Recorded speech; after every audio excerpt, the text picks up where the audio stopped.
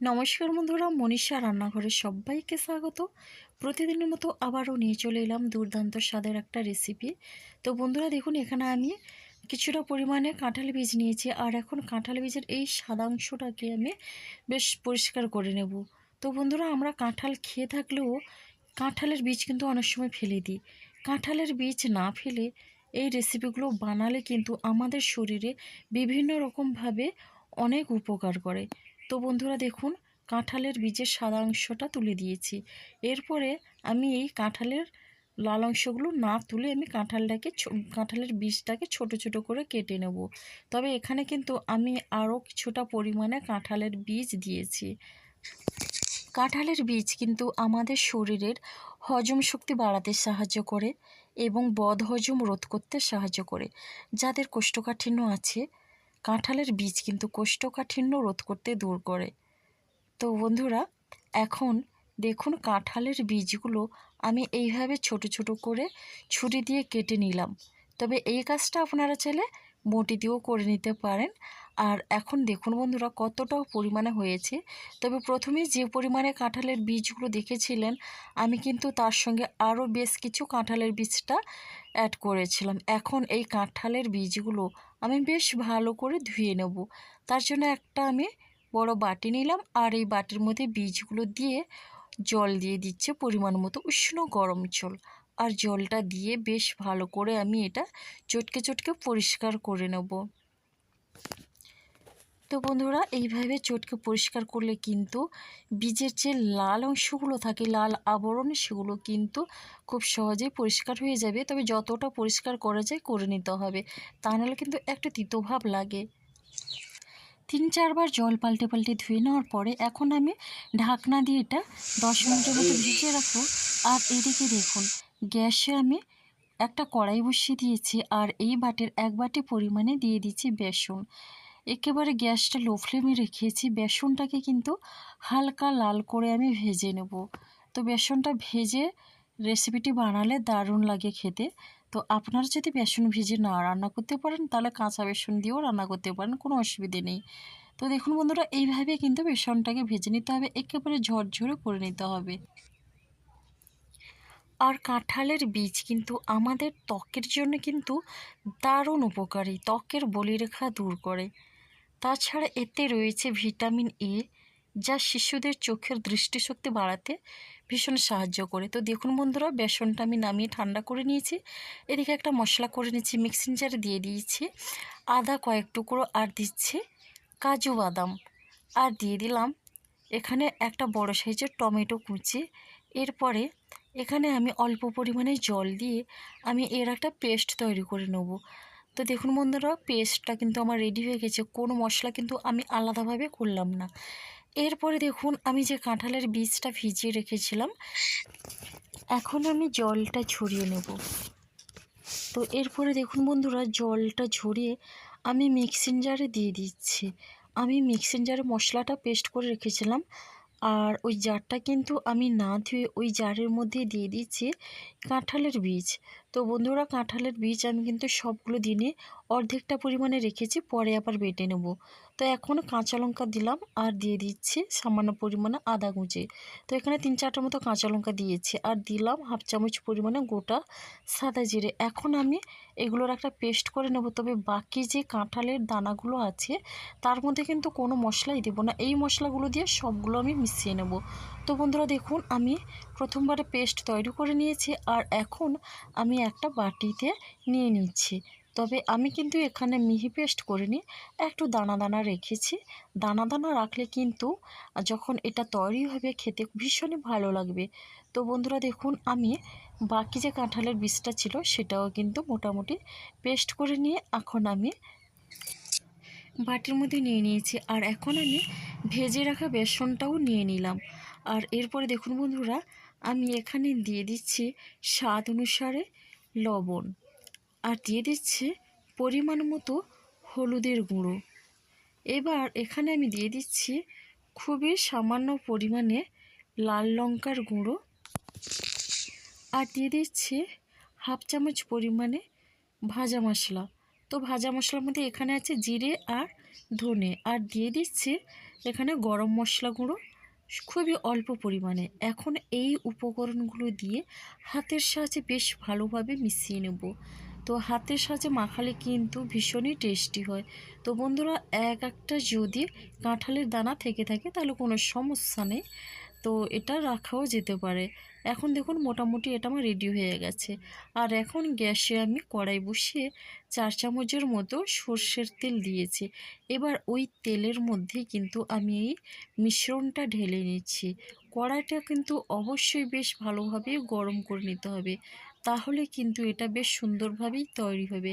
এখন আমি স্প্যাচুলা দিয়ে চারিদিকে বেশ গোল মতন করে আমি ছড়িয়ে দেব। তো এইভাবে গোলের মতো করে ছড়িয়ে দিয়েছি। তো বন্ধুরা, এই সময় কিন্তু গ্যাসের ফ্লেমটা একেবারে মিডিয়ামে রাখতে হবে। এখন গ্যাসের ফ্লেমটা লো করে আমি ঢাকনা দিয়ে এটা তৈরি করে নিয়েছি 15 মিনিটের মতো। এটা কিন্তু বেশ সুন্দরভাবে তৈরি হয়ে গেছে। এখন আমি কিন্তু এটা উল্টালাম না, না উল্টে আমি এই কড়াইয়ের মধ্যে রেখে পিস পিস করে কেটে নেব। তো বন্ধুরা, আপনারা চাইলে এটা উল্টে পিস করে কেটে তারপর আবার ভেজেও রান্না করতে পারেন। তো আমি কিন্তু এখানে এইভাবে চৌকো শেপ করে কেটে নেব, আর আমি এরপরে এটা উল্টে আবার ভেজে নেব। তো বন্ধুরা দেখুন, আমি কেটে নিয়ে কিন্তু এটা উল্টাবো। আমার সুবিধার মতো আমি এটা করে নিচ্ছি। তো দেখুন বন্ধুরা, দেখুন কাঁঠালের বীজের অনেক রকমের রেসিপি খেয়েছেন, তবে এটা একবার ট্রাই করবেন, দেখুন ভীষণ ভালো লাগবে। আর এইভাবে করে কেটে নিলাম। আর এখন আমি দেখুন এইভাবে উল্টে নিচ্ছি। ওই কড়াইয়ের মধ্যে কিন্তু উল্টে অপর সাইডটাও বেশ লাল করে ভেজে নেব। তো একটু যদি লাল করে এটা ভাজা যায় তাহলে কিন্তু ভীষণই খেতে ভালো লাগে। তো বন্ধুরা দেখুন, আমি এইভাবে লাল করে ভেজে নিয়েছি। তো এক সাইড এভাবে ভেজে নেওয়ার পরে আমি যখন উল্টে নিলাম, তখন আমি উপর থেকে কিন্তু আরও 3-4 চামচের মতো সর্ষের তেল ছড়িয়ে দিলাম। তাতে করে কিন্তু দুই সাইডটা বেশ ভালোভাবে ভাজা হবে। এটা কিন্তু আমি ধোকার মতো করেই তৈরি করছি। আমরা যেভাবে ধোকা ডালনা রান্না করি ওইভাবেই করে রান্না করে নেব। মোটামুটি অপর সাইডটাও আমার ভাজা হয়ে গেছে। আর এখন আমি এই ধোকাগুলো সব তুলে নিচ্ছি। কাঁঠালের বীজ কিন্তু চুলের আগাফাটা বন্ধ করে চুল পড়া রোধ করে, আর এতে কিন্তু ভীষণ প্রোটিন আছে। তো বন্ধুরা দেখুন, সবগুলো কিন্তু আমি এইভাবে লাল লাল করে ভেজে তুলে নিলাম। আর এদিকে আমি আর একটা কড়াইতে দিয়ে দিচ্ছি পরিমাণ মতো তেল। এবার তেলটাকেও বেশ ভালোভাবে গরম করে নেব। পুরো রান্নাটাই আমি সর্ষে তেলেই করব। তেল গরম হয়ে গেলে এখানে গোটা গরম মশলা দিলাম একটা শুকনো লঙ্কা। আর গোটা গরম মশলার মধ্যে এখানে আছে এলাচ, লবঙ্গ, দারচিনি। আর দিয়ে দিচ্ছি 1/2 চামচ পরিমাণে গোটা সাদা জিরে। এরপরে একটা তেজপাতা কেটে দিয়ে দিলাম। এই ফোড়নগুলো থেকে একটা মিষ্টি গন্ধ বেরোলেই এখন আমি এখানে দিয়ে দিচ্ছি বেটে রাখা মশলা, টমেটো, কাজু বাদাম আর আদা। আপনারা চাইলে আপনাদের পছন্দের মতো মশলা দিয়ে রেসিপিটি বানিয়ে নিতে পারেন। সম্পূর্ণ একটা নিরামিষ রেসিপি। তো বন্ধুরা দেখুন, এখন আমি এইভাবে বেশ ভালোভাবে 2 মিনিটের মতো নেড়েচেড়ে মশলাটাকে কষিয়ে নেব, যতক্ষণ না মশলা থেকে একটা সুন্দর ফ্লেভার আসে বা কাঁচা গন্ধটা চলে যায়। তো বন্ধুরা দেখুন, এখন আমি পরিমাণ মতো হলুদের গুঁড়ো দিয়ে আর দিয়ে দিচ্ছি লঙ্কার গুঁড়ো। তো এটা ঝাল লঙ্কার গুঁড়ো দিলাম। আর এরপরে দেখুন বন্ধুরা, আমি এখন লঙ্কার গুঁড়ো, হলুদের গুঁড়ো দিয়ে বেশ ভালো করে মিশিয়ে নিচ্ছি। এরপরে কিন্তু এটা একটু কষিয়ে নেব। মশলা যত ভালোভাবে কষানো হবে রেসিপিটির কালারও সুন্দর হবে আর খেতেও কিন্তু অসাধারণ লাগবে। তো দেখুন বন্ধুরা, মোটামুটি মশলাটা আমি 2 মিনিটের মতো কষিয়ে নিয়েছি। আর মশলা থেকে কিন্তু বেশ সুন্দর একটা কালার দিয়েছে, আর তেলটাও মশলা থেকে ছেড়ে দিয়েছে। আর এখন আমি এখানে দিয়ে দিচ্ছি জিরের গুঁড়ো। তো বন্ধুরা, অল্প পরিমাণে জিরের গুঁড়ো দিলাম। আর জিরের গুঁড়ো দিয়েও একই রকমভাবে বেশ ভালোভাবে মিশিয়ে নিচ্ছে। আর এখানে আমি দিয়ে দিচ্ছি খুবই সামান্য পরিমাণে চিনি। চিনিটা দিলে কিন্তু স্বাদটা অসাধারণ লাগবে আর কালারটাও দেখতে বেশ ভালো থাকবে।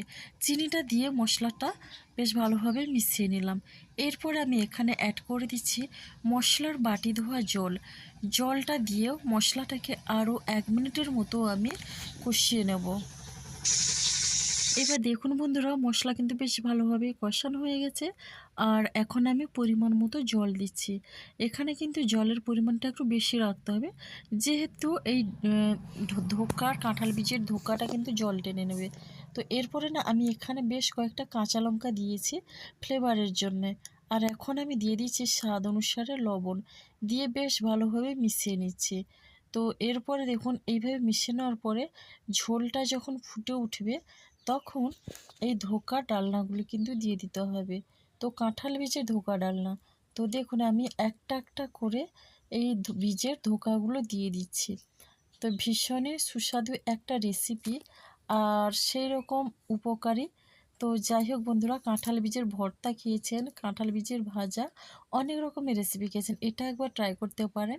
রেসিপি ভালো লাগলে লাইক, শেয়ার, কমেন্ট এবং সাবস্ক্রাইব করে আমার পাশে থাকবেন। এখনও যারা চ্যানেলটিকে সাবস্ক্রাইব করেনি প্লিজ সাবস্ক্রাইব করে পাশে থাকা বেল আইকনটি প্রেস করে নোটিফিকেশান অল করে দিন। তাহলে সবার আগে আপনারা আমার নোটিফিকেশান পেয়ে যাবেন। তো বন্ধুরা দেখুন, কাঁঠাল বীজের এই ধোঁকাগুলো দিয়ে বেশ ভালো করে মিশিয়ে নিচ্ছি। কালারটা দেখুন অসাধারণ একটা কালার এসছে। মশলা কিন্তু বেশ ভালোভাবেই কষাতে হবে। তাছাড়া আমি একটু চিনি দিয়েছি, তার জন্য কালারটাও বেশ সুন্দর এসছে। আর এখন আমি ঢাকনা দিয়ে 5 মিনিটের মতো রান্না করে নেব। এটা রান্না করতে কিন্তু বেশি সময় লাগবে না। তো বন্ধুরা দেখুন, রান্নাটা কিন্তু আমার হয়ে গেছে আর এখন আমি নামিয়ে নেব। তো নামানোর আগে আমি এখানে দিয়ে দিচ্ছি অল্প পরিমাণে ঘি। তো ঘিটা কিন্তু জমে গেছিলো, আমি একটু ঘিটাকে গলিয়ে নিয়েছি। তো ঘিটা দিয়ে আমি এখন ঢাকনা দিয়ে স্ট্যান্ডিং টাইমের জন্য রেখে দিব আরও 2-3 মিনিটের মতো। তো এই রেসিপিটি কেমন লাগলো অবশ্যই আপনারা একটা মিষ্টি কমেন্ট করবেন। আজকের রেসিপিটি এই পর্যন্ত। আগামীকাল আসবো আবার একটা নতুন রেসিপি নিয়ে। ধন্যবাদ।